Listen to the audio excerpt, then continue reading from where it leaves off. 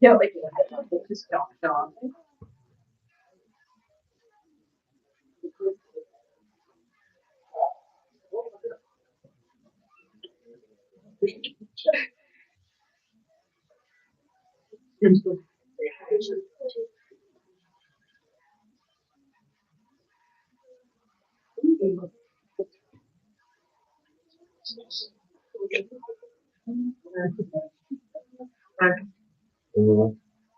Class starting. All right, now we can start. All right, good morning, everyone, or good afternoon. So before I get started, I wanted to thank you yesterday, or like Tuesday, I was just brainstorming. I didn't have a set opinion. I actually sent an email to the faculty right afterwards with a couple ideas, one of which was to exclude the first semester from the policy. But also, I like the idea of pushing Langdale's up. I think that's actually eminently reasonable. Just to clarify, the things we're deciding now would only give professors the option. They're not required to, right? Under our current policy, professors cannot give a graded midterm for the required classes. The vote would allow us to with discretion. So if a professor chooses not to, he wouldn't, right? It would be up to the professor. Again, none of this affects you. You're all in your third and fourth semesters by now. So this is purely to punish your successors. Anyone else have any thoughts? They want to add anything? Yes, Julianne. Okay, go ahead. Go ahead. I feel like you know, where you're at without the pressure of it going to your grade. Sometimes you don't have the opportunity to study as much for the midterm, and so you can see where you are and how much room you need to make up to get your desired grade. Yeah, I was gonna say, like, I know sometimes people don't take midterms seriously, but like that's on them to take it seriously. So, Right. So the reason why you would put a score on it, so they would take it seriously, though. but then I also would argue that if you do put a score on it and the person is actually like genuinely confused about something, that gives them it gives them a chance to like correct it for the final and not actually have something count against them. Because sometimes people are just confused, especially when you're a 1L, on how to take law school final for here. Oh, we're gonna do this thing, aren't we? Yeah, Sarah. Set up with the right, so that distinct pointed out when somebody's that they could get contact coaching and start breaking down the so something like that maybe would be helpful for the one else, since like when we first started on what we're doing, and we don't really talk about essay writing until later in ILS. It's helpful either to move it up in ILS or just at least have Kara work. Another complexity which none of you mentioned. Oh, Ivan, go ahead. I'm sorry. I was gonna say, I think grading it would, like Walter was saying, more adversely like affect people in a negative way. But I think there should be an implementation of some type of repercussion, like a mandatory review for those who are under a certain threshold. Lashes. I don't know to that extent, but that I think that would incentivize them to do a little better. Like if they have to go to 2 review sessions. So not a grade, but some other soft discipline. Yeah, like if they fall under the 50% mark or something, like they'd be required to do something else. So I've done that in the past, where I said if you got below a C, you're required to retake it and meet with me about it. I've done that in the past. Guess how many of those people ever actually show up and do it again? Most of them never show up. So in other words, you need a cudgel. You need a stick, and the grade is the stick. One other complexity which no one mentioned that I thought about as well is timing. So just realistically speaking, when I've given a midterm in the past, that what I've done some semesters, I said is if you fail the midterm, I will bump your grade down participation by 1 level. Meaning if you don't show up, okay. So what ends up happening is people actually take the exam somewhat seriously, not super seriously, but they don't read for the other classes. And then Professor says, no one read for my class. Thanks, Blackman, right? Because they're all reading for your midterm. So you would actually have to stagger it so that you don't have 2 midterms in the same day and you are able to sort of spread the midterms out. Now, you're nodding. Not all professors want to give their midterms at the same point in the semester. Right? Professor Ricks is actually very particular at this point, I know, when he gives his midterm. So let's say I'm in section, you guys are section A, and then someone else is section B for property. The midterms might be completely different days. So it's extremely difficult to actually pull this off well, which is why even if we approve it, it may not be done at all, or maybe done poorly. I don't know. But it's actually a very hard thing. I mean, philosophically, how do you motivate a student who's not motivated by himself? And maybe the answer is you can't, right? Maybe there's nothing you can do to motivate a person.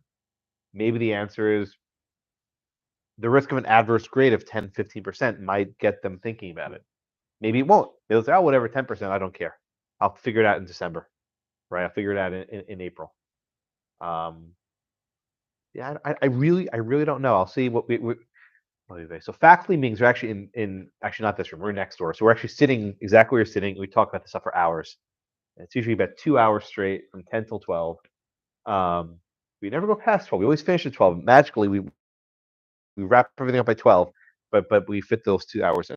Anything else you want me to just sort of think about before our meeting tomorrow? I always like to ask students because it will affect not you, but your successors.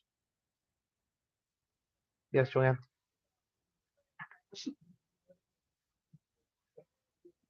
I feel like this profession and the demands that you have some. You think, wouldn't you? You would think, wouldn't you? I feel like at that point, like if it's just solely that, you either do have to have the graded midterm or potentially increase like the minimum GPA requirement. Did I mention the attrition stuff last class? Yeah. You heard that? Right. So that's the other issue, right? And I showed you these numbers. I won't show them to you again. If your GPA was below 2.6 last semester, you had almost a 90% chance of failing the bar. So yeah, the lack of motivation persists throughout all 3 years. And it's funny now because we have this Barbie technology. We can track how many hours you're actually doing the exam questions, right? We know how many hours you're on the Barbie website, how many hours you're taking multiple choice questions. We can track that. And there's a minimum number, and I don't remember what the number is, but if you study more than this number, your pass rate's almost assured. And if you study below this number, your pass rate goes down a lot. So the effort of just meeting the hours, how many hours you put into bar prep, will almost ensure your bar passage. It's amazing how, once I consider that, people who are below this hour threshold fail at such a high rate. And we know this. We tell them. It's not like but it's not like someone asks, is this classified? It's not a secret, right? It's completely. We share this with our bar students. We tell them what's up. Sarah.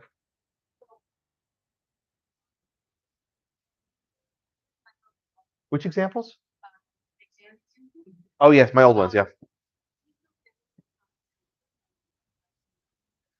He put up an example of his rubric and how he was. Yeah. I don't do a rubric. I do a memo because the essays are so open ended. But basically, my memo is the rubric. That's what I'm looking for. Yeah. So is there any way if you do it that way to maybe show like you read 10 or like your A+ to show how you read 10? The memos are more or less that. If you look at the memo, that gets very close to it. I know what you're asking about to mark up an essay. The difficulty is I mean, if you just no. I know exactly what you're saying. Like I'll tell you the numerical value. That the difficulty with what you're suggesting is when I ask a question, there might be 5 or 6 possible answers, and the A+ answer might get like 2 or 3 of them. So it wouldn't even be super helpful. What actually helps is the memo lists all the possible answers I'm thinking about. That makes sense. No, I thought about that. It maybe for Ted's exam it makes a little bit more sense. Being field does. need field. When I was actually when I was a law student, I was in the law review and actually edited one of Field's articles when I was many years ago in law review. He was a couple years ahead of me, so it's funny how the world turns. That was one of the articles he helped get hired her, so yeah, funny. I do. He owes me his career. No, I'm kidding. All right, what else? Anything else on? I don't want to belabor this too long because we have a lot of material to cover today, but I do want to ask. Yes, Liv.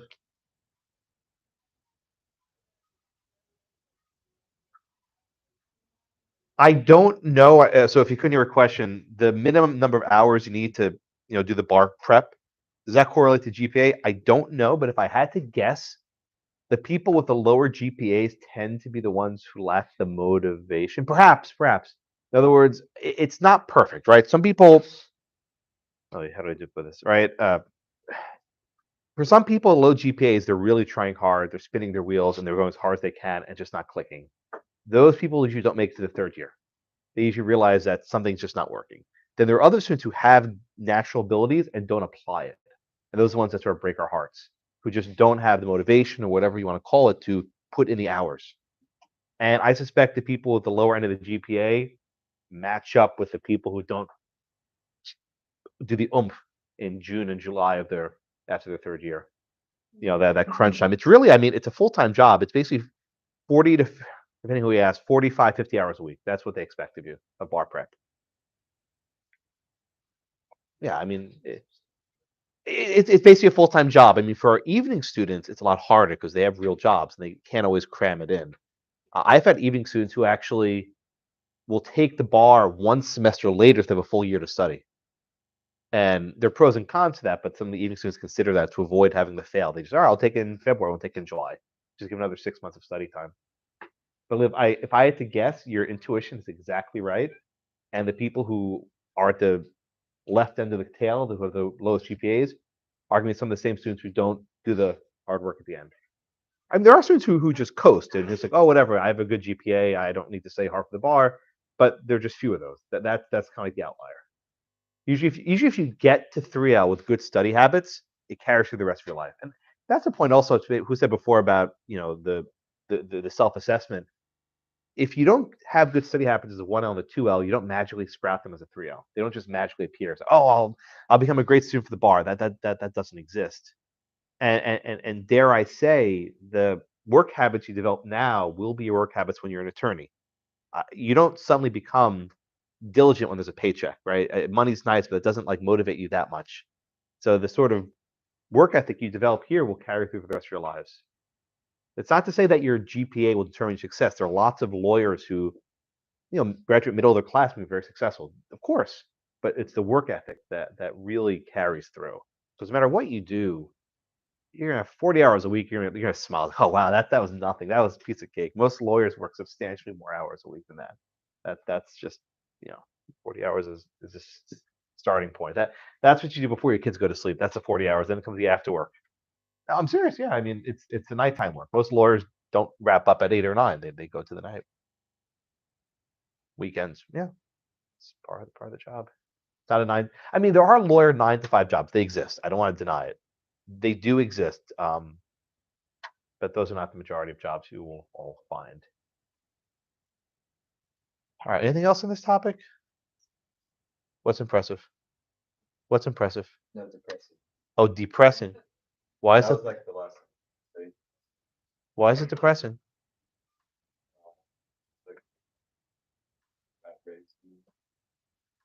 It's a profession, right? If you want a 9 to 5 job, then there are plenty of jobs that require a law license for that. Right? Work-life balance is important, but to ask 3Ls to study 40 or 45 hours a week for a summer is not unreasonable.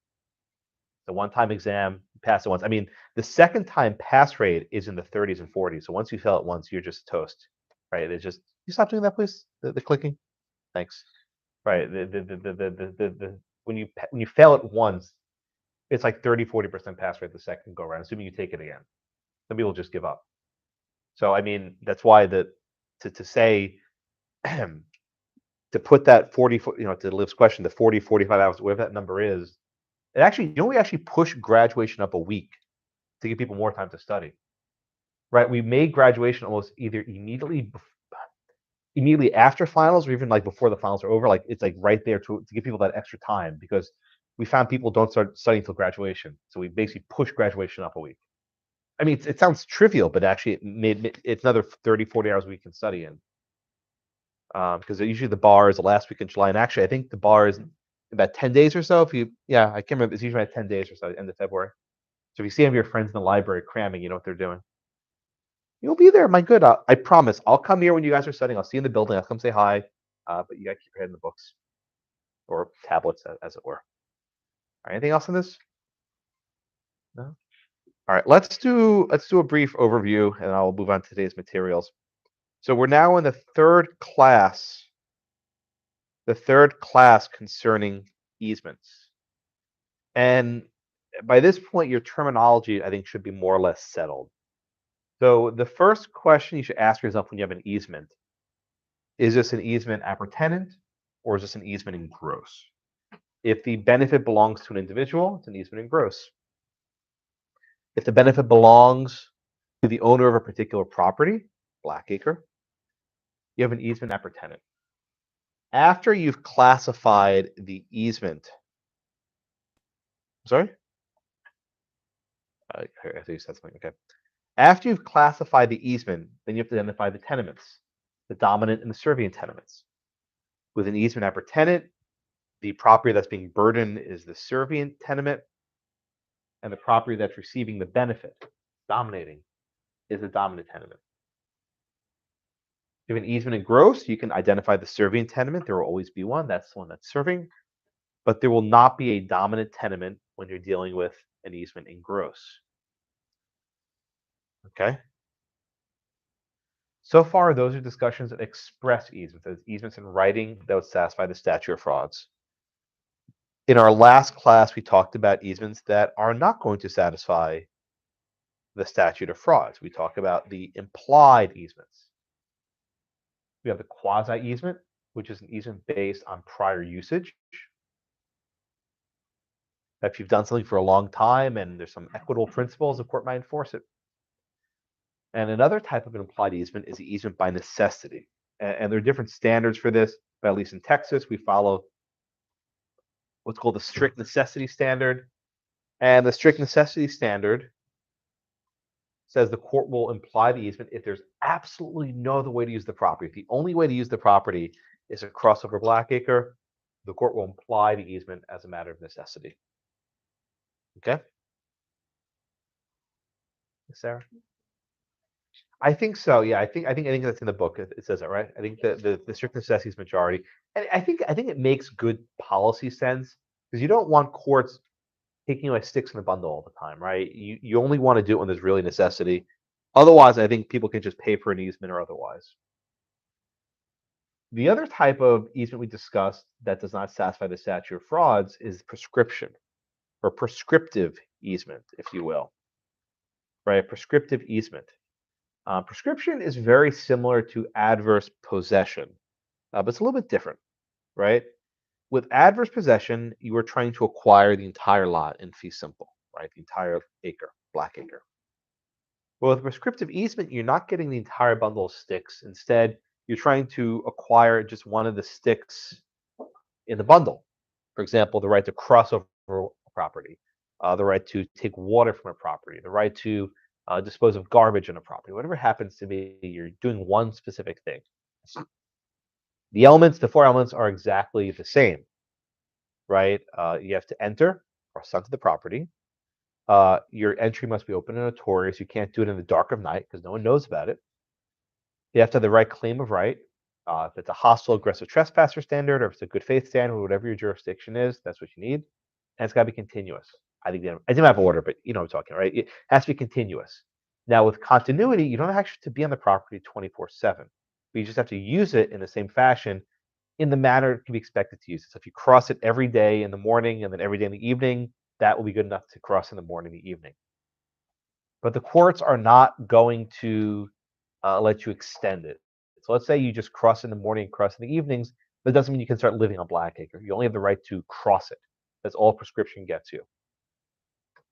And prescriptive easement can be a defense against a trespass, right? If the owner tries to evict you or eject you for trespassing, you can say, I have a prescriptive easement, and the court will enforce it if you've met the four factors for prescription.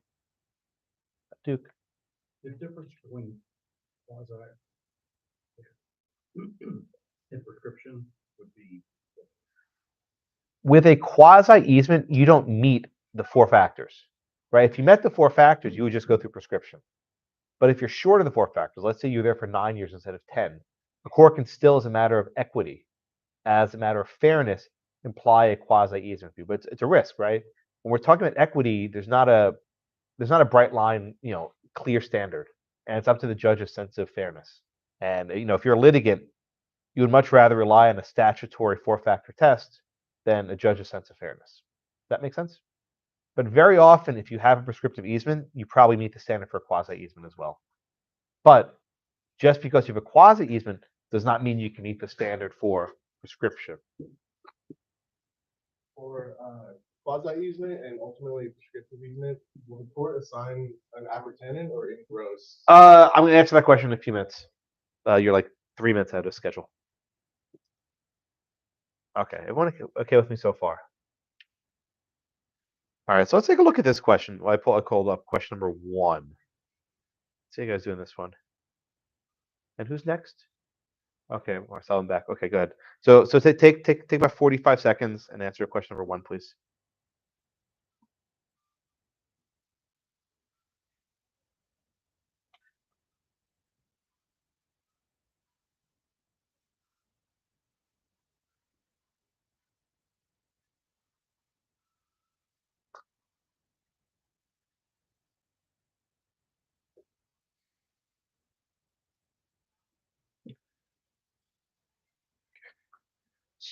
Excuse me.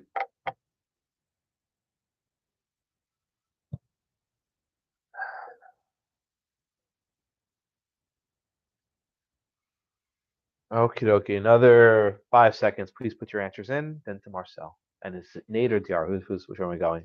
He's like, see that way. Okay. All right. I'm gonna stop it there. Marcel, let's walk through this one step at a time, right? Adam owns Blackacre and Wetacre. Okay. Adam sells Blackacre to Betsy for reserves an easement that allows the owner of a Whiteacre to cross over Blackacre. Do we have an easement in gross here or an easement appertenant? Okay, easement appertenant. Okay, so what is the dominant tenement? And what is the servient tenement so far? That's correct. Why? Good. Very good. Okay, so here, again, answer the questions in the order I'm trying to tell you to. First off, is this dominant? I'm sorry, easement in gross or easement appertenant? That's your first question always. Then number 2 is, okay, let me label dominant and servient tenements. And I'm telling you, on your exam, just write Blackacre dash servient, Whiteacre dash dominant, because you'll lose track. This is easy. There are only 2 properties. I can have like 6, and they start overlapping, whatever, right? So just label them and just make your notes cleaner, okay? So that said, there's an easement appertenant on Whiteacre. The dominant tenement is Whiteacre. The servient tenement is Blackacre. So far, so good. Nate, next. So it says Betsy buys Blackacre. Pause right there. What's the effect of Betsy buying Whiteacre? Betsy buys Whiteacre. Good. Why? Why is the easement dissolved? You're exactly right. Because Blackacre was serving Whiteacre, and she owned Blackacre when she purchased Whiteacre. Correct. Correct. This was called the merger doctrine. Merger, M-E-R-G-E-R, merger doctrine. When the same person owns the dominant and servient tenement, the easement dissolves. When the same person owns the dominant and servient tenement, the easement dissolves. You cannot have an easement against yourself. It doesn't work. All right.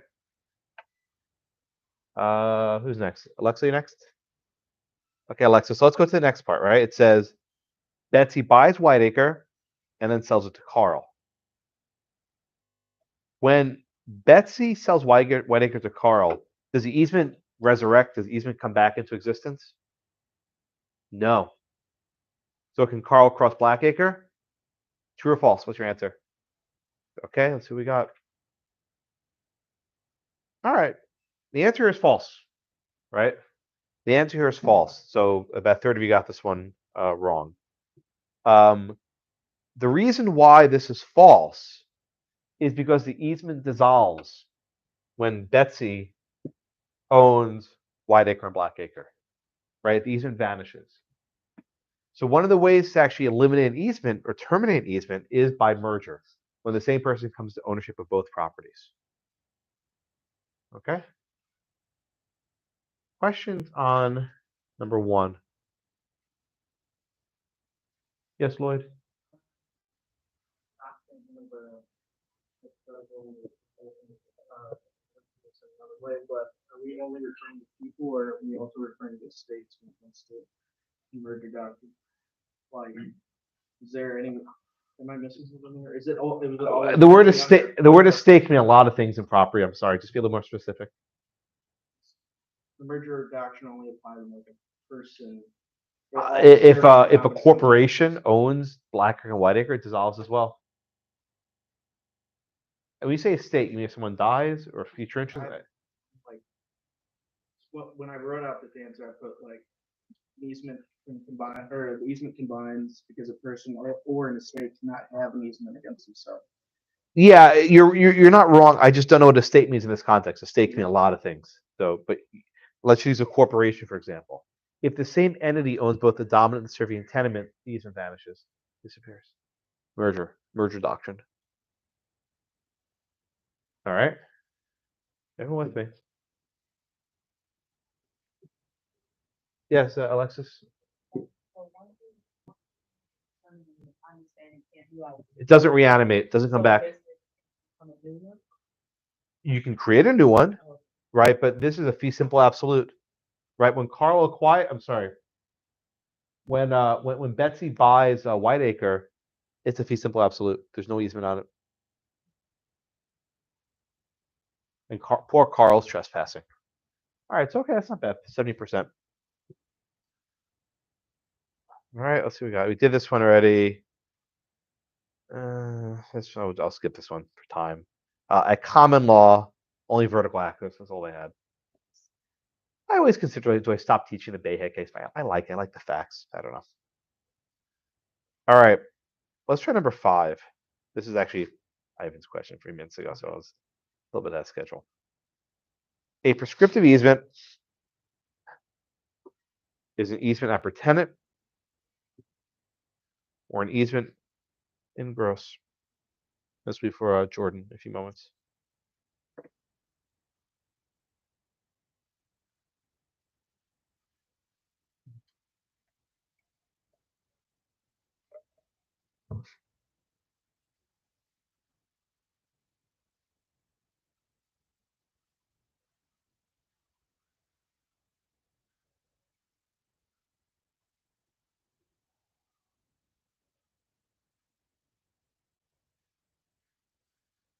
Okay, another 10 seconds, please.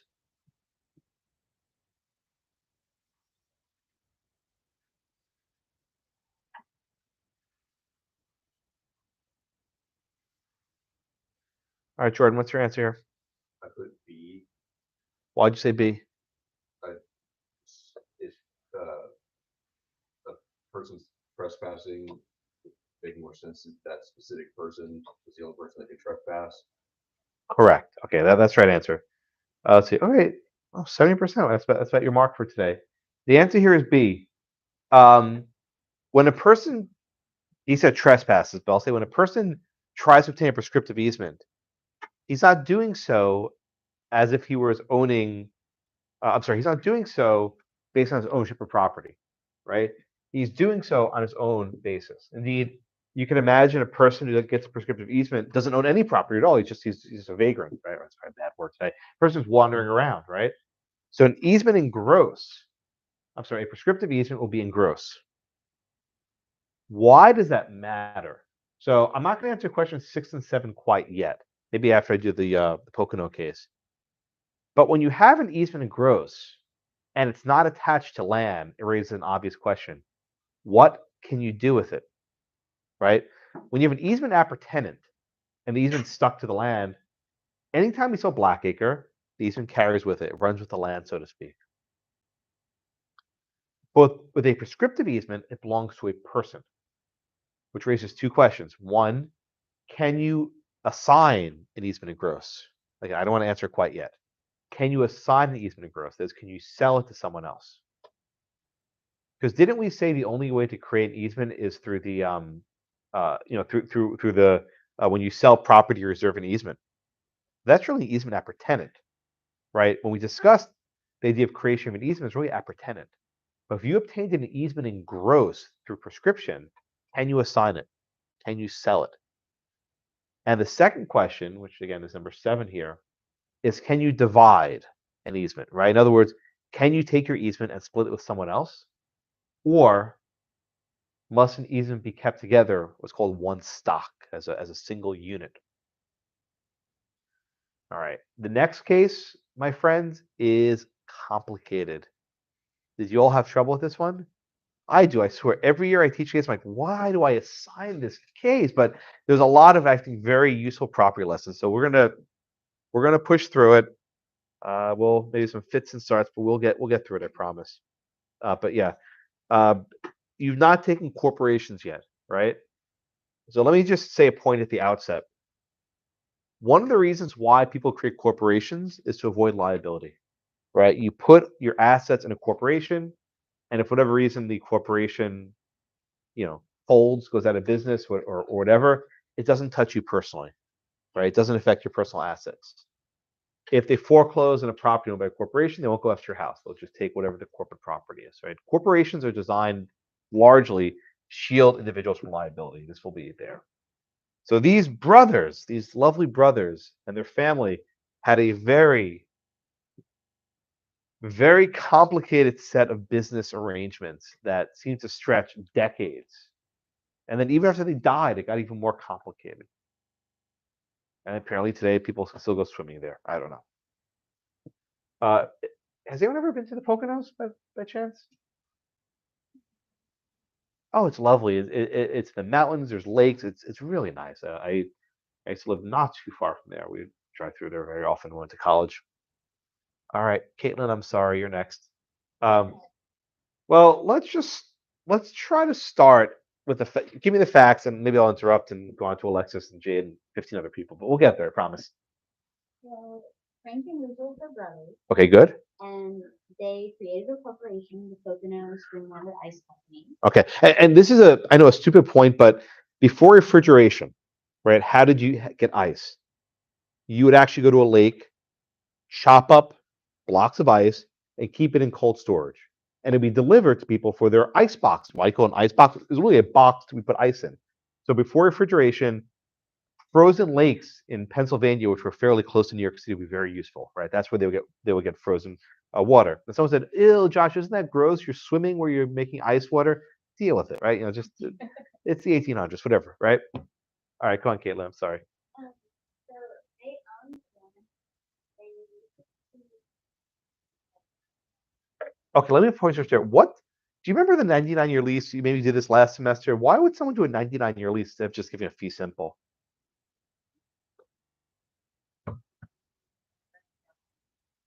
Excellent answer. Yeah. And you used your version correctly, which is very good. You didn't say remainder, which is very good. Yeah, no, sure enough, it's actually correct. Back to the grantor's reversion. These 99-year leases are very strange, right? Because maybe take people live to be 100 and whatever, but back then it was very rare. So the idea is, I'm giving you this interest, but just know that at some point in the future, it's coming back to my heirs. So if you were a bank and you were looking to put a mortgage on Blackacre, right, the lot over here, you would know that perhaps you shouldn't be giving that strong of an interest because it's not yours forever, right? Even at a foreclosure, and there is a foreclosure sale we'll get to in a minute. If a company has a 99-year lease, and there's a foreclosure sale, what's acquired in the foreclosure sale? It's not a fee simple absolute. All they're getting at the foreclosure sale is that 99-year lease, right? In other words, you can't get at a foreclosure sale more than what the person had who gave the mortgage, right? Whatever the mortgagor had, that's it. So it's sort of a weird thing, these 99-year leases. All right, okay, anyway, so Alexis, we have these two brothers. They give a 99-year lease to the Pocono Spring Water Ice Company, including this lake. Okay. What did this contract say, Alexis, about what exactly Frank and Rufus were giving to Pocono Spring in this 99-year lease?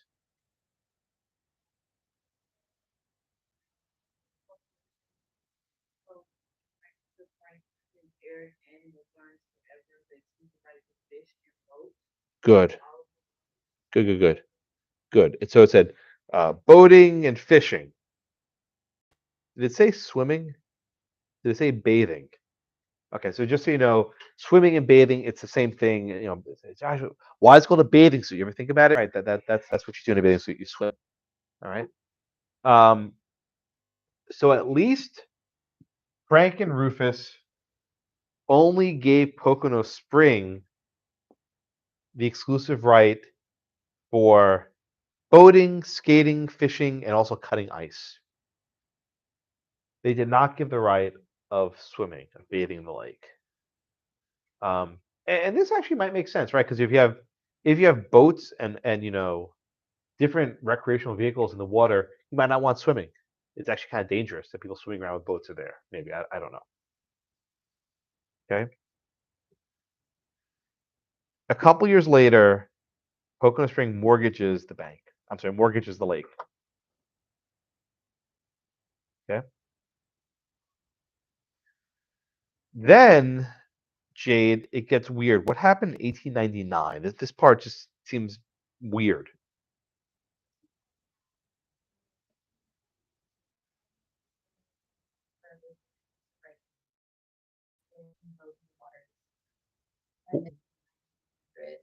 But just stop right there. Okay, just I'll come back to you in a minute. But you're exactly right, Jade. Frank originally had the rights of fishing and boating in the water, right? And he gave those rights to the company, and the company gave it back to him. What the heck is going on?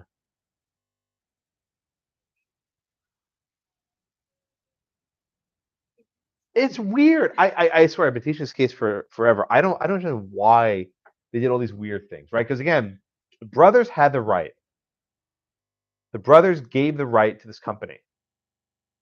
But then the company gave it back to just one of the brothers, Frank.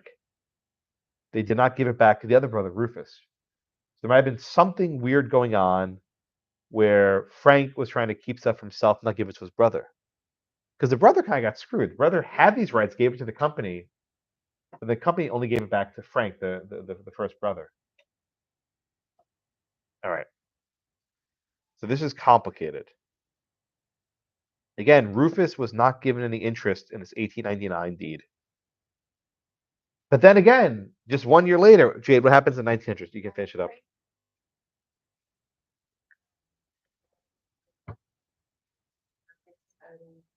I'm bathing. Ah. Jade, I'm sorry, one more question. What does it mean to give the brother a 1/4 interest? Is that like he can swim in 1/4 of the lake? I mean, what does it actually mean realistically? Like in the case of the devise it to someone else in the future, if you don't have more than be interested. Are we talking about the purchase price? We're talking about like a joint tenancy or co-tenancy in common? What are we talking about when they say numbers? So, if I again, Caitlin, I think it's the profits, right? We're not really talking about a co-tenancy here, right? It's not a joint tenancy because they have to have an equal interest for a joint tenancy. But I think it's some sort of just a cut of the profits. I don't think, but maybe it was. I don't know. Maybe we disagree. I think they're talking about whatever revenue is generated from the activities, because they had this sort of summer recreational resort. All right. All right. So again, Frank had a 75% cut. Rufus had a 25% cut in the bathing rights. Now, the other one, Maxim, did Pocono Springs have the right to grant bathing privileges? No, Why not? because the easement specifically gave rights for person invading. Okay. So when Frank said, I am giving you, my brother Rufus, a 25% interest in bathing, was that an effective conveyance? Okay. At the time, it was useless. We'll get back to later, okay? But the time had no effect. In other words, Frank only had those rights given to him by the corporation. And the corporation only had those rights given to it by Frank and Rufus. Again, I know that confused you. Let's group your notes, right? Frank only had the rights given to him by the corporation. And the corporation only had the rights given to it by Rufus and Frank. And Rufus and Frank did not give bathing privileges. This is just so complicated unnecessarily. These brothers, I don't know. They probably thought they were so smart. They were, they're doing all these back and forth, and they create this drama. Okay. So then things sort of get even more complicated. In 1900, they started a separate business partnership to operate a boat house and bathing house. So they would use it for people summer resorts. Again, Frank would get 75% of the profits, and then Rufus gets a quarter of the profits. Sorry, what happens in 1903? It gets even more complicated. So everything seems to be going pretty good, but Abby died in 1820. Oh yeah, no, he's not dead, Jay. He's still alive. He's mostly dead. It says they regularly maintenance houses, purchases houses, and exercise control. What happened to the mortgage? Oh, mortgage. 1903.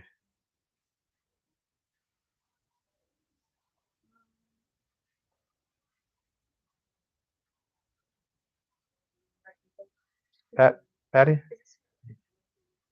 I'll come back to you, Sarah. Yeah, they default on the mortgage. So in 1903, the bank defaulted on the mortgage. Okay, and the bank foreclosed. Now, Sarah, to be precise, what interest was the bank foreclosing on? Was it foreclosing on the fee simple absolute? I would say that they're foreclosing on the I thought it was the business. The FSA that's on there. No, Patty, what were they foreclosing on? They were What interest did the corporation actually have? Did the corporation have a fee simple absolute?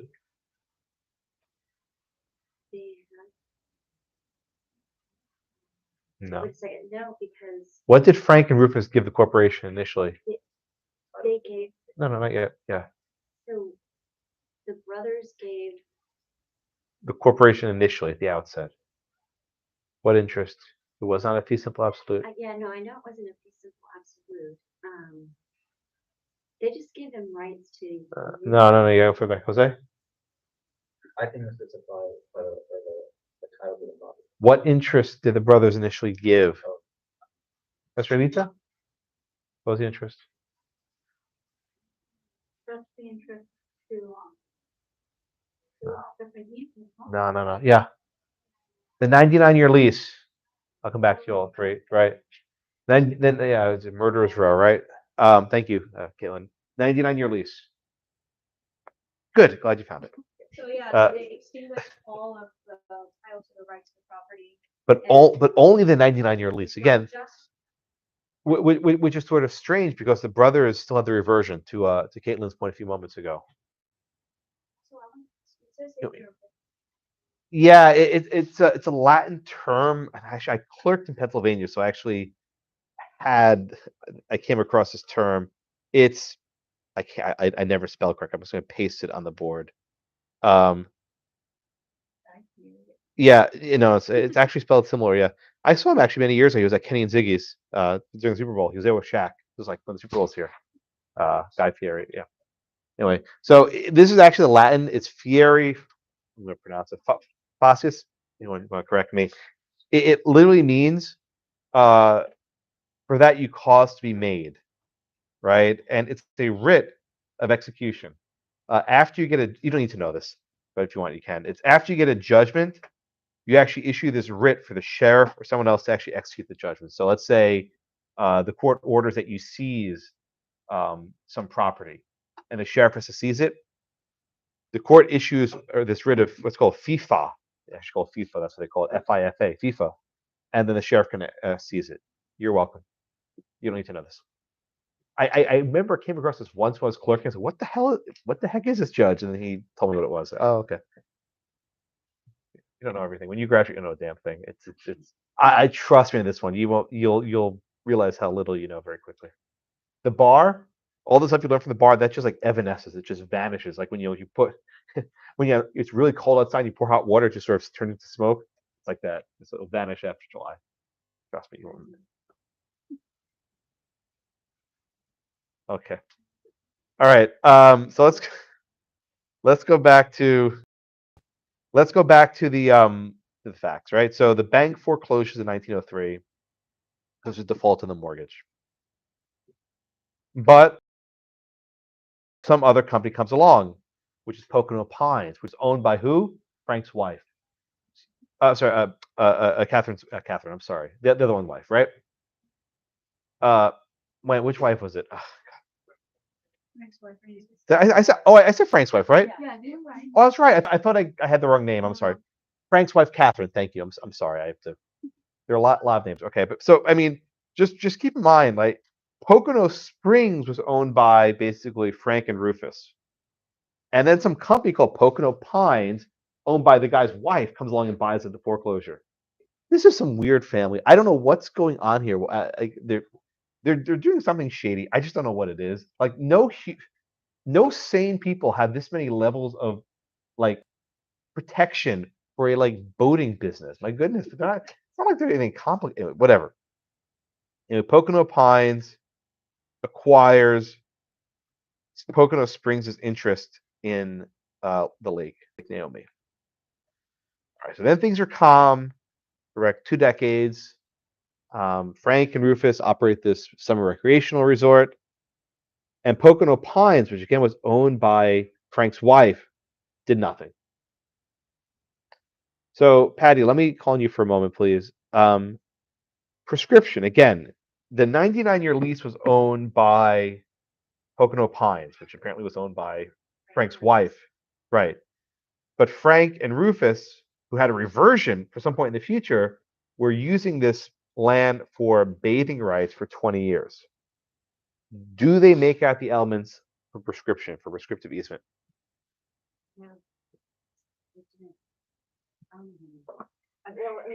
No, of course they don't. That's the point, right? Catherine's.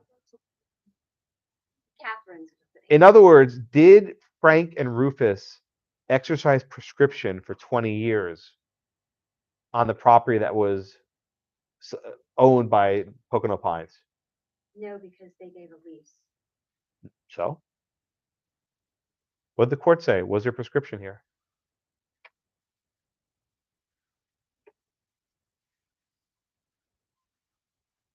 Yeah, I know that they were saying it would be unjust because I'm just talking prescription. In the 20 years that they're running this business every summer, right?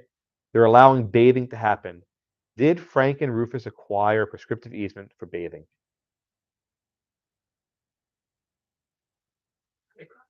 just right. Well, they were running the business together. And I guess yes, because they were saying they couldn't have released it unless both of them. I'm not talking about the assignment. I'm just asking, did they acquire prescriptive easement over those 20 years? So if I'm saying that they didn't, and that's not the right answer, I just. All right, Jose. Yeah, I just don't remember where it said that they did. Okay, go ahead, Jose. My first answer is no, because that wasn't exactly correct. Well, elements of prescription. Which element's not met? Let's see. I'm not sure. Oh, this is in the case. Estrellita? The also, but I was thinking the same thing that. What did the court say here? Did they acquire through prescription? And I'm not making this up. This is part of the court's analysis.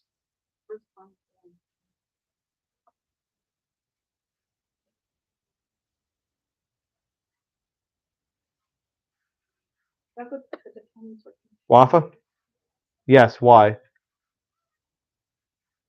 just have it here, that they have a description. I don't. When?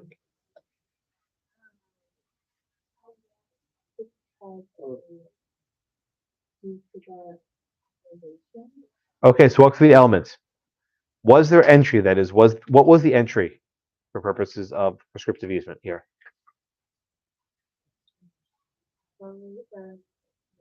In what fashion? Bathing, correct, right? How long did that bathing go on for, Gwen? About 20 years. Good. Does it matter that the bathing only happened in the summer? No, it made no difference, right? It's still continuous because that's how water's used. And to be completely frank, the water freezes over in the winter. You can't say you literally can't swim, half the year because it's too darn cold. Okay. Was it hostile? Gwen, what do you think? Was there this correct claim of right? Yeah, court doesn't really talk about it, but I guess it's satisfied. So Frank and Rufus, just to be very clear, adversely possessed the easement against his own wife. Again, the wife owned the company, but effectively, he was adversely possessing something against his wife. That sounds awkward, isn't it? Alexis, please. It's weird, right? It's weird. Yeah. Had a future interest in it. Right. And then the wife now has interest of it, but the wife and the husband have different interests. Yes. Because it's just so confusing. No, it's a complete cluster. Yeah. So because they're married, wouldn't Frank still have an interest in the? I don't. she Pennsylvania owns? does not have marital property, community Oh. property. So I don't know how is. I don't think. Again, it's not the wife. I say the wife, but she owned the company. So it's a company, but the wife is the director of the company. Do you think that Frank has something to do with the wife doing that so that he can have? He had no idea though, Um, right? He probably never even realized that he was adversely possessing it. This has to be a good faith standard. So someone asked what the claim of right. This was to Gwen a minute ago. He didn't even know he was using prescription. This was at most a good faith mistake or an objective standard. So Pennsylvania applies either of those standards. It applies the the Connecticut rule, the good faith standard, not the Maine. Maine was the aggressive one, right? Not the Maine doctrine. But again, so for 20 years they're running this boat and bath shop, right? And they acquire prescriptive easement against the company owned by the guy's wife. By Frank's wife. It's kind of a weird fact pattern, but he acquired it. All right, with me. So now it gets even weirder. Let's go back to the easement or the deed that was granted from Frank to Rufus in what year was that? 1900. Right? So it's for Sydney. So in 1900, Frank gave Rufus bathing rights. Did Frank have those rights in 1900? No. Did he have them by the 1920s? Yes. So what happens if I sell you something today which I don't own, but 20 years later I acquire it? Yeah, what's that doctrine called? Do you remember? Huh? No. What's that doctrine called when if you sell something you don't have it, you acquire it many years later, and you treat it as if you had it when the sale was initially made? Yes, sir. Equitable conversion. Equitable conversion. This is a doctrine that's grounded in equity, right?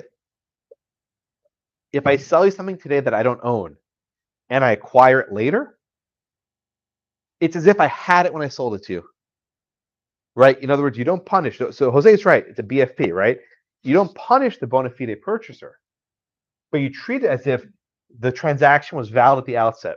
So when Maxim said a couple minutes ago that deed had no value, that was correct in 1900. But as soon as Frank acquired the prescriptive easement, it relates back to the original date. Well, see, that's a tricky point. But here comes the big but. Frank didn't acquire the easement by himself. Frank did not acquire the easement by himself. Daisy, how did Frank acquire the easement with? Or who did he acquire it with?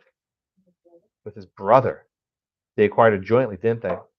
What do you call that? What's that rule? Or there's a phrase you describe, Daisy, when you acquire an easement jointly.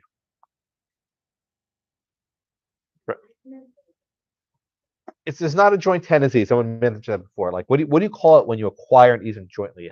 There's a phrase, sort of unusual phrase. It's a rule.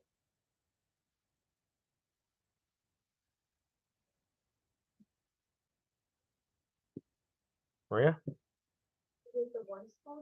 Bingo. One stock rule. Exactly right. Thank you. So there's a thing called the one stock rule, right? It's this kind of old common law doctrine that says when you acquire an easement jointly, it's something they both have, right? They both have the easement together. They both gain the prescriptive easement together. To be clear, this is an easement in gross. They acquired jointly this prescriptive easement in gross to permit bathing on the lake. All right, everyone with me? This case is ridiculously complex. It takes almost like an hour to do this case full. But we'll make our way through. We're still on the facts. We haven't done the actual case yet. So in the 1920s, Frank and Rufus owned a prescriptive easement in gross to have bathing as one stock. Okay?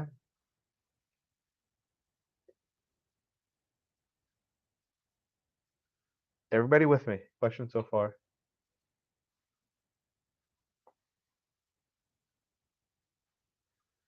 All right. So then we get to 1925. Frank dies. I'm sorry, Rufus dies. Got the wrong one. I'm sorry. Rufus dies. Rufus dies. That's the brother. Frank's still alive. Again, Frank's wife runs the company. And then you have Rufus's estate, the heirs of Rufus. And there's a conflict, right, between Frank and Rufus.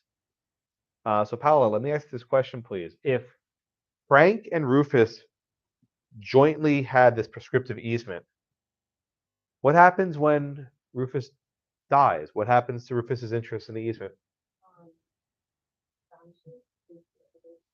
Goes to what do you mean vanishes?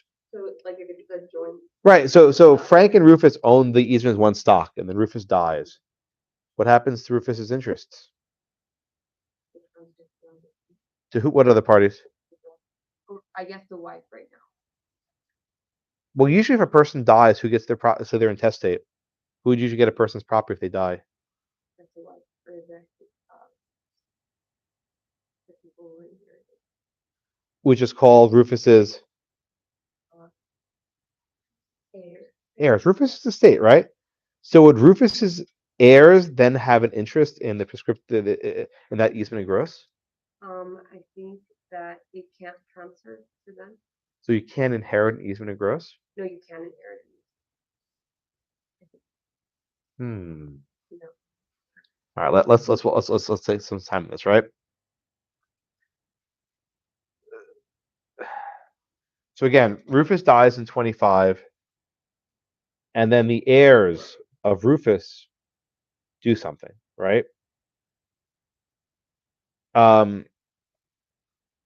Again, Catherine, that's Frank's wife, owns Pocono Pines. And then in 1929, the executors of Rufus's estate authorize the Lutherans to use the lake. And the Lutherans are allowed to fish, boat, and bathe. All right. Daniel. Or let me ask the question like this. Let's say Rufus was still alive, right? Let's say Rufus was still alive. He didn't die yet. Could Rufus have given permission to the Lutherans by himself for swimming? For swimming, yes, because he had, oh, Rufus is still alive. Could he have unilaterally given permission for swimming?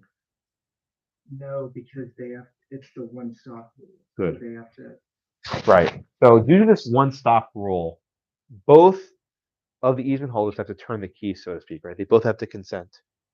If both Rufus and Frank, who are both still living, consented, they could have assigned the easement in gross to the Lutherans.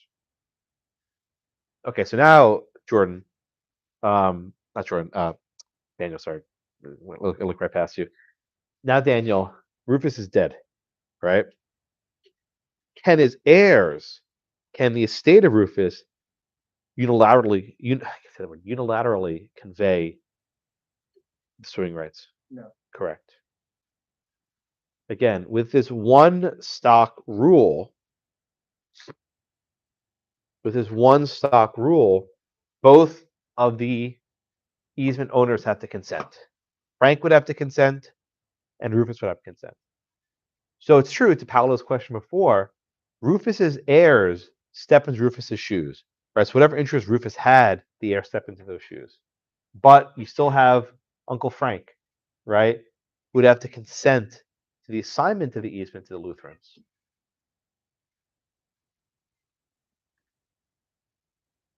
All right. Everyone with me? So then, Ivan, I'll ask you this question. Can you assign, this is actually question 6, which I skipped over. I'll come back to it now. Yeah, Ivan, can you assign an easement in gross? At common law, could you? Correct. At common law, generally, just speaking generalities, at common law, generally, you could not assign an easement in gross. You could not assign an easement in gross. They can be inherited, right? But you couldn't assign it. But the modern rule, even modern 100 years ago, is that you can if the intentions of the parties are clear, which I think is a fair enough rule. All right. So, Ivan, let me ask you a follow-up question. When Frank gave to his brother the 25% interest in the bathing with equitable conversion factored in, could he assign that easement in gross? Yes. Yes, he could. Right? The brother could. Okay. Where does this leave us? All right. Now we actually get to the case itself. I swear it's 40 minutes just for the facts, right? Okay. So let me walk through this one step at a time. So we have this 1899 deed, which only referenced fishing and boating, not bathing. Okay? The court read that deed literally, and said that there was no right to bathing. All right. Next, we turn to prescription. Okay. For 20 years, they used the lake. Only part of the year in the summer when it was warm, but that's fine. Frank and Rufus jointly acquired the right to bathe by prescription. Okay.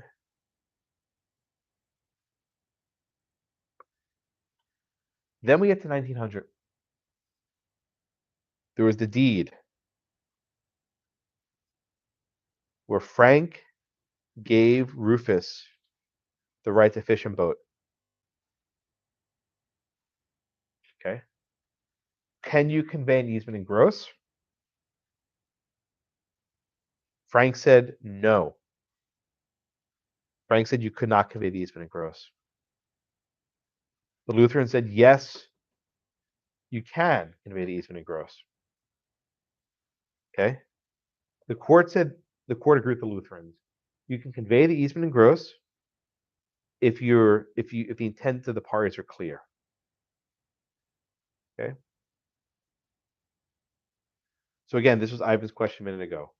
Frank could convey his interest to Rufus for boating. Did he have the interest in 1900? No. But through equitable conversion, it's as if he did. Okay. Now here comes the harder part, right?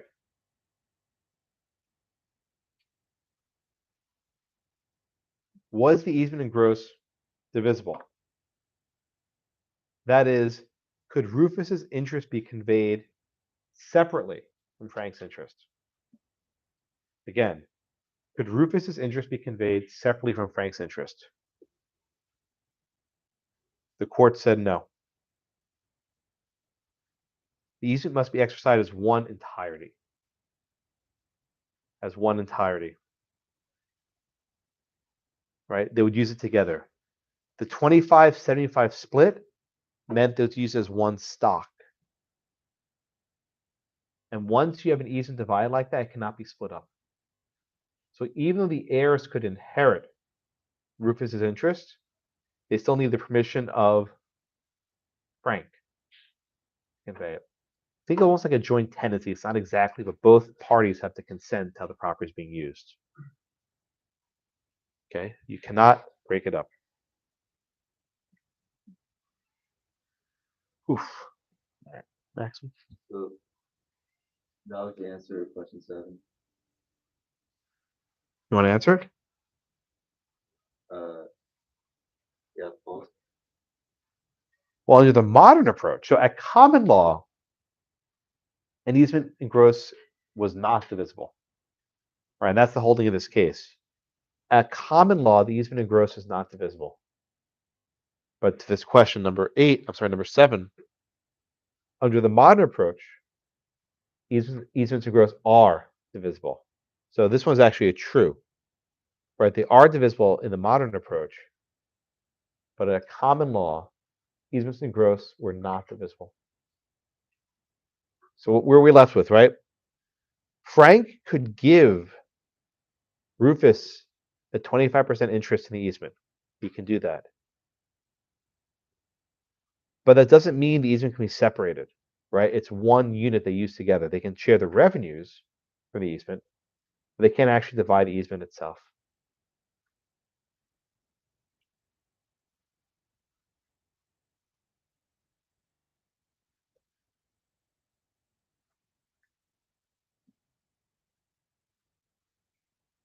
What's the only way that they can divide? Yeah, raise your hand. Yeah, thanks. So what's the only way in which they can divide the Divide the. or divide the If they both agreed, right? If they both agreed to sell the easement to the Lutherans, they could do that. But one of the easement holders, the brother or his heirs, can't do it unilaterally.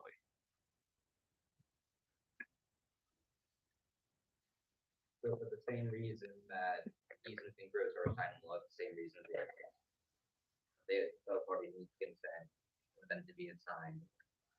I think you're right. Just say it one more time, please. So basically, question 6 and 7, you get there by the same approach. Both parties need consent. Okay, at common law, they cannot be assigned and they cannot be divided. In the modern approach, yes, they can be assigned and yes, they can be divided. Is that what you're asking? Well, yeah, I'm just clarifying that the reason that they can be divided and assigned under the modern approach is for the same reason that both parties need consent. Like, No. Under the modern approach, you can divide them even in the absence of consent. You can divide them. In other words, okay, so let me make this point clear. Thank you for asking this question. At common law, if both parties agree to divide the easement, you can do that. Sure. Right? In the modern approach, you don't need both parties. They can do it unilaterally. Right? If in property, if both parties consent, you can do whatever you want. That's a good rule, right? They both consent, anything goes. But for the modern rule, they'll let them divide it up based on the 25% interest, even if the other party does not consent. So it's actually the opposite. that make sense, Grayson? Yeah, that makes Patty? So in other words, the one stop doesn't apply anymore. No, that's In the exactly modern right. The modern approach, the one stock rule has been abandoned. Does not follow anymore. Right. The modern approach, I think this is in the notes afterwards, has abandoned the one stock rule.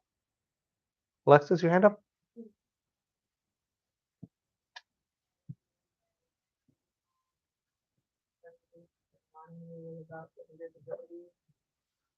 See if I can remember. Sure. At common law, right, an easement cannot be assigned, an easement in gross cannot be assigned, and an easement was not divisible. And to be clear, that's when the parties don't consent. When there's consent, you can always divide it, right? Because they can just sell it. But in the modern approach, you can assign the easement in gross unilaterally, and you can divide it unilaterally. You can give away your interest, whatever interest you have. But it's not like the same thing as like this normal property, like if you own 25% of like an acre. It's like a tenancy in common, if you want to think of it that way, right? You can do whatever you want with it. It's yours. Sell as you wish. Yeah, the one stock rule is very restrictive because it gives your other tenant a veto basically over any sale.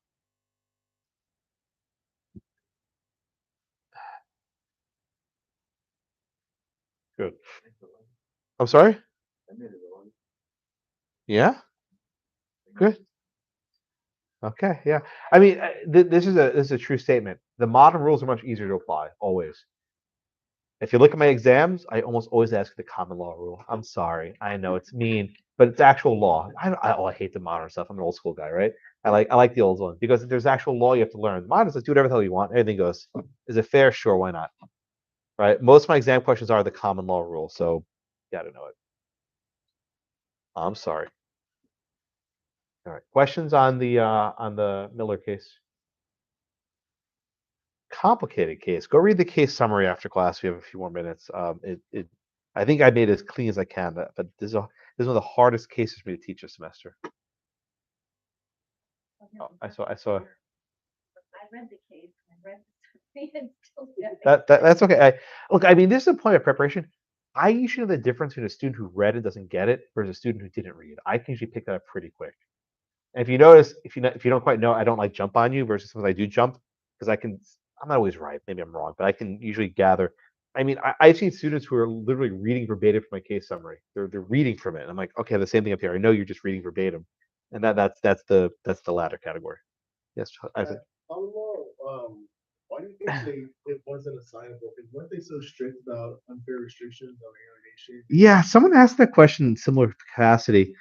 I think the reason why was because if you acquired an easement in gross, they didn't want it to burden future properties. They wanted to make it harder to alienate. In other words, making it harder to alienate easement in gross actually makes the property more alienable.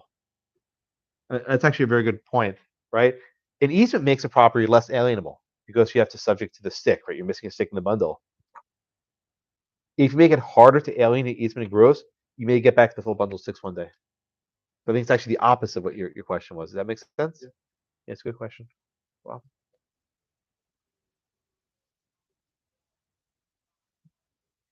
Right, just be clear, it's not divisible unless both parties consent.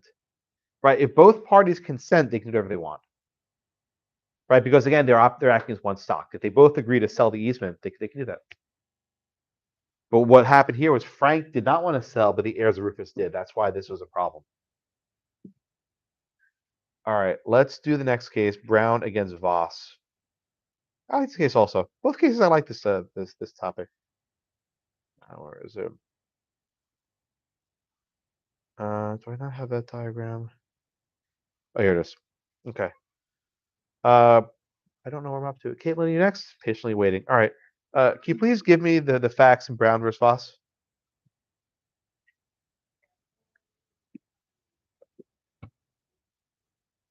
Yes, A, B, and C.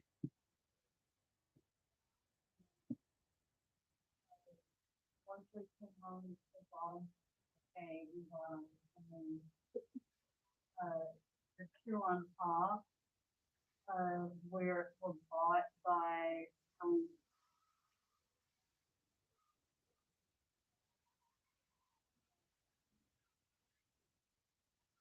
think the plaintiff acquired B and C. And the problem was there was an easement from parcel B to A to get to the public road at the bottom of A. Uh-huh. And then when the plaintiff acquired B and C, he wanted to like move the land go all together so that it would expand the easement to run from C to B to A. Okay, very good, very good. All right, so Brown v. Voss really implicates the idea of the scope of the easement. Or it's called the scope of the easement, SCOPE, right? What do I mean when I say scope of the easement? What are you allowed to do in the easement? Easements are very precise. If you obtain a right to cross a property on foot, you can't start driving a car, right? If you obtain easement to cross over in the morning, you can't cross over in the evening, right? Easements are very precise. But as time goes on, eventually, people ask courts to modify easements or extend easements, saying, look, there are new circumstances, can you please extend the easement? And generally, courts are very hesitant to extend an easement because it deviates from the parties' intentions, right? They negotiated for X, and now they're asking a court to give something different. Right. So the easement here particularly was, first off, actually, Katerina, did this case involve an easement in gross or an easement appertenant? How do you know that? Right. So what was the actual easement here, Katerina? Yeah. Who could do what? Well, who had the benefit? Was it B? Oh, it was, B was the dominant, I should say, and A was the ascendant. Okay, so who could actually cross over? Because land doesn't move, so it just B's property. No. The owner? Thank you. Yeah, the land can't walk, right? It's the owner of B, and I know what you meant, right? The owner of B could cross over A onto the public road. And she's right, because the benefit was given to the owner of a property, this was an easement appertenant. It's not in gross. Then what happened? The owner of B decided to build some sort of home that sort of straddled the property and crossed over to C. And the driveway would go from C to B to A. And then things got ugly, right? They always get ugly in this class, don't they? Right? These neighbors did not like each other. They came to blows. They were fighting. And at some point, the owner of lot A put up a fence, a chain link fence, and put down some logs and tree stumps and other stuff, right, to try and block the passage. Usually it's the case that when you build a spite fence, what's called a spite fence, you're building a fence out of spite, you lose. This is not one of those cases. Or maybe it was. All right, so Kayla, what happens here? What does the court actually do here? What does the trial court do? Let's start there. What does the trial court do?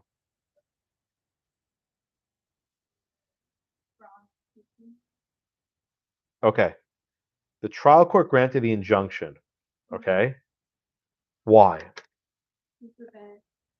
Well, Brown was using the easement, Voss put up the fence and everything, and so Brown wanted an injunction to stop Voss from basically interfering. Okay, so when you say the court granted the injunction, what was the court effectively doing there to the easement? Trial court. Basically giving Brown the right to use the easement. He was extending the easement, right? The trial court was extending the easement to allow now not just the owner of B, but the owner of C to cross onto A. So he's basically doubling up the easement appertenant. The owner of B can cross onto A, and the owner of C can cross onto A.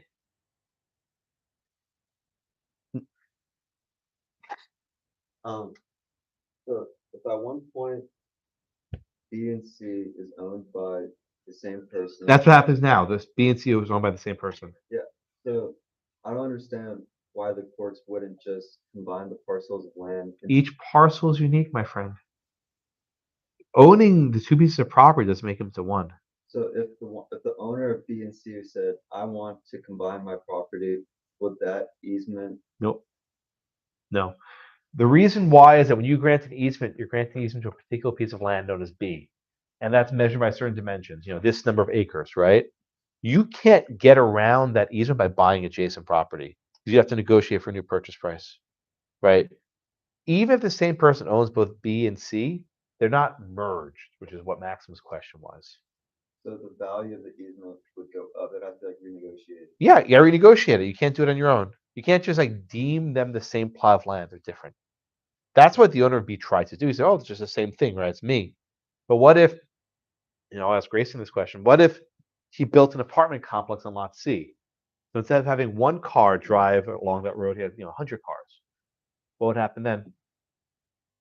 Well, yeah, your Voss Brown, our Voss parcel A, they're getting screwed over.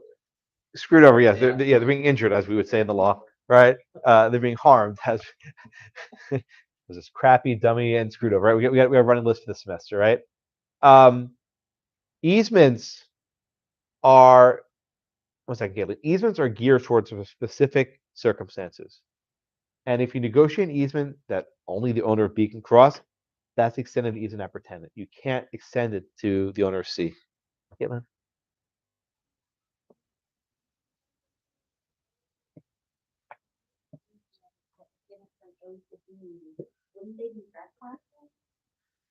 Okay, really good question, right? So let's say the easement, just in theory, was the owner of C can cross into Blackacre, right? Let's say the owner of C has kids and a wife and family. Could they use the easement? And what if he had another family living in a side house? Could they use it? It gets tricky, right? When the easement benefits a property owner, they can probably delegate it to their tenants. That's probably what they would try to do. I don't know if that would work. That's probably what they would try to do. All right. But here, the trial court grants an injunction, and the effective injunction is basically to extend the easement. Elise, what does the Supreme Court, the state Supreme Court, do in appeal?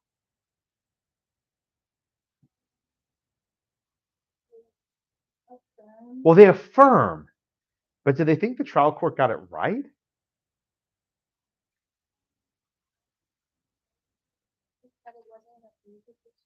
Is that a very ringing endorsement of the trial court's reasoning?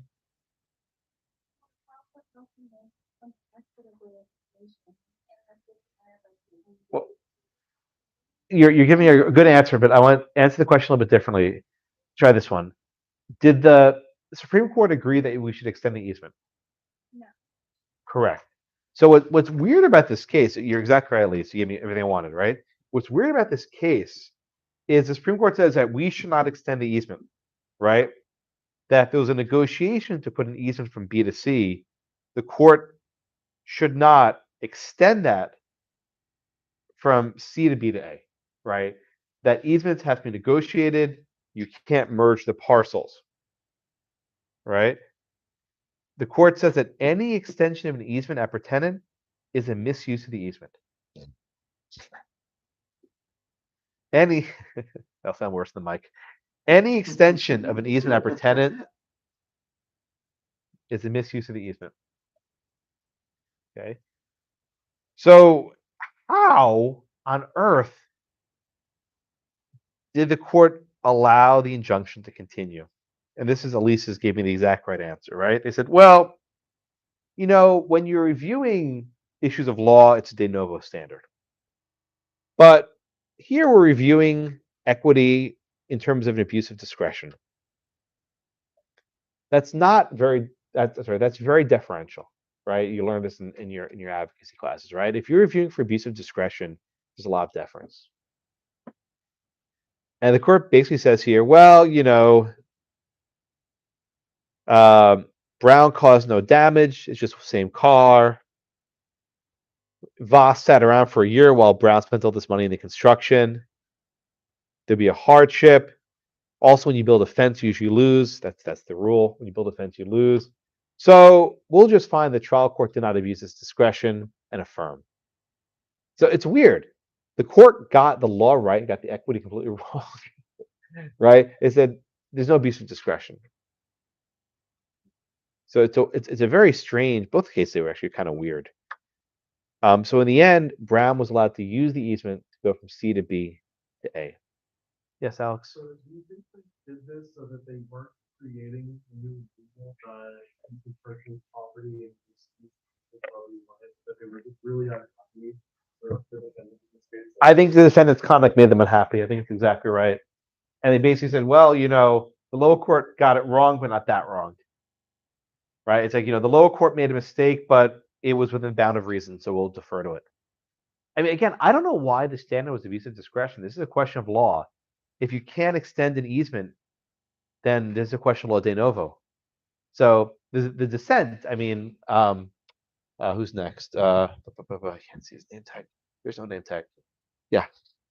What's your name? Jacob. What did the dissent say? They sent that the owners of the Serbian estate were going to tell Did the dissent agree that there should have been affirmance? No. But the dissent did give one other option of what could have happened here, which I think actually is probably the right thing to do. What else could have happened here? if one has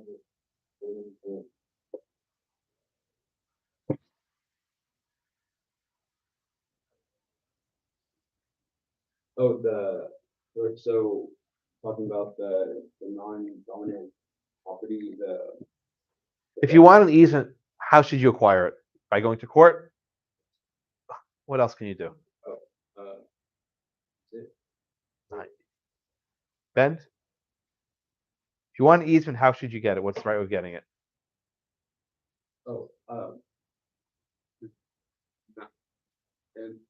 talking about like eminent domain. Well, that's one option, right? One is asking the state to use eminent domain to make your property not landlocked. If you look at this picture, they could have chopped down some trees and made a public road. But generally, Ben, what's the way to get an easement if you want it? What do you have to do? No, not get an injunction. What's the way that normal people get easements? Buy it. Money. Buy it. You all these you get lawyers. No, just give the guy some money and and move on with it. He'll give you. Now this guy seems very cranky, so he might not have given it, right? But in the normal case, if you ask someone, "Can I give you some money so I can travel another 5 feet onto this property?" They'll say, "All right, that's fine." A little money goes a long way. All right. So in the end, the rule is you can't extend the easement, but the court will rule for the owner anyway. Okay. Questions? All right. Let me wrap up a bit.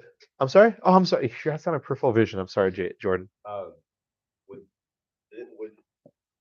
Would it be okay if when like in the easement deed they put a clause in saying that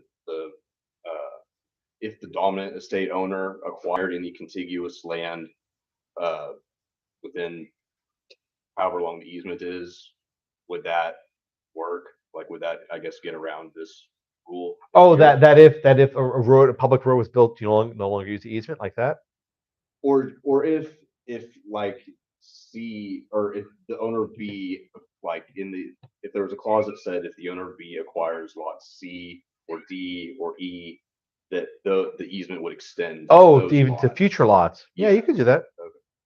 I thought you were doing the opposite. That if more than X people live there, the easement cannot be enforced. That's also possible. You don't want an apartment building going up, having everyone starting to drive in the road. All right, let me wrap up. We have a few moments left, and I'll turn the exit polling on. When we're talking about easements, again, it's sort of a topic that layers onto each other. We ask, is it appertenant or is it engross? What's a dominant tenement? What's a serving tenement? Is there an implied easement, quasi or necessity? Is there easement by prescription? And once you have the easement, we ask, is the easement assignable? Can the easement be divided? Can the easement be extended or modified? Okay, these are the questions that we have to ask ourselves. All right. The reading for for Tuesday, is 3 pages. Read it like 10 times. It's going to confuse the heck out of you. Trust me. Just trust me. Read these pages very carefully. We will spend the entire class on 3 pages. It's a topic of covenants. This is like the future interest of property too. It will confound you. I'm sorry. Easements are actually pretty easy. Covenants are a lot trickier. Understood? I'm prepared. I'll see you all on Tuesday. I'll be in my office if you want to talk.